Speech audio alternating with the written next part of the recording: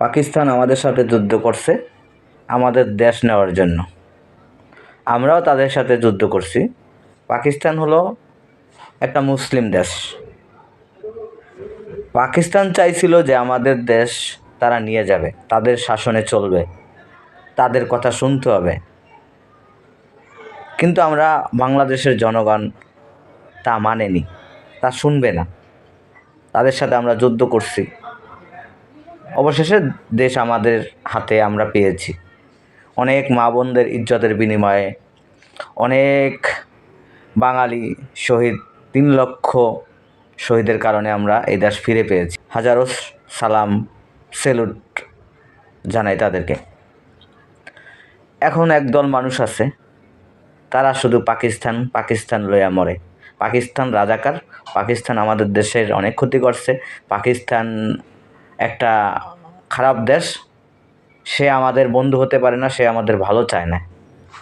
এখন ইন্ডিয়া যদি আমাদের সাথে যুদ্ধ লাগে, এই গাদার বাচ্চারা, কুলাঙ্গারের বাচ্চারা, ইন্ডিয়ার সাথে যদি আমাদের যুদ্ধ লাগে, তাহলে ইন্ডিয়া কি বইয়া বইয়া আঙ্গুল খাইবে না ললিপপ খাইবে? হ্যাঁ, ইন্ডিয়াও তো চাইবে যে আমাদের বাংলাদেশ তারা যুদ্ধ করে নিয়ে যাক, তাদের কথা মতো, তাদের শাসনে যাতে আমাদের বাংলাদেশ চলে, বাংলাদেশের জনগণ তাদের কথা মতো যেন উঠবাস করে। গাদার বাচ্চারা, কুলাঙ্গারের বাচ্চারা, তোদের মাথায় কি ঘিলু নাই? তোরা কি এটা বুঝোস না? পাকিস্তান তো আমাদের একবার ক্ষতি করছে, শুধু যুদ্ধের সময়।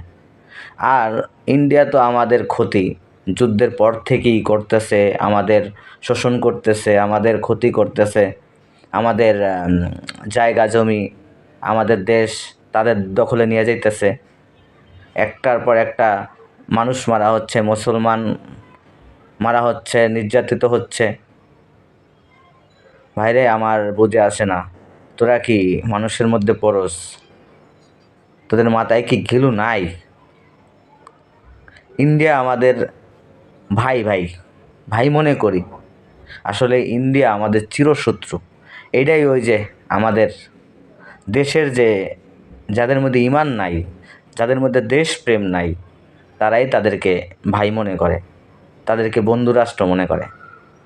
আসলে কি বলবো এদের ব্যাপারে, আমার মুখের কোনো ভাষা নাই, মানে নিজেরই শরম করে কি বলবো ওদেরকে।